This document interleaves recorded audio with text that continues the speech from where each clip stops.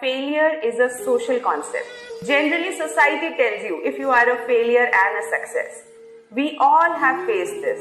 The moment you give an entrance exam, the moment you start a business, the moment you enter into a relationship, people tell you, oh, not this time.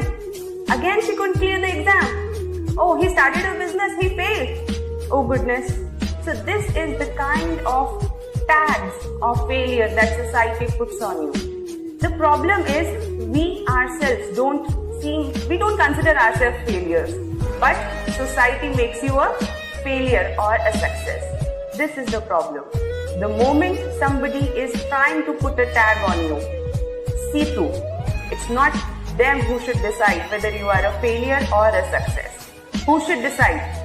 Only and only you should decide when you have been a failure and when you have been a success. Nobody can tell you whether you are a failure or a success.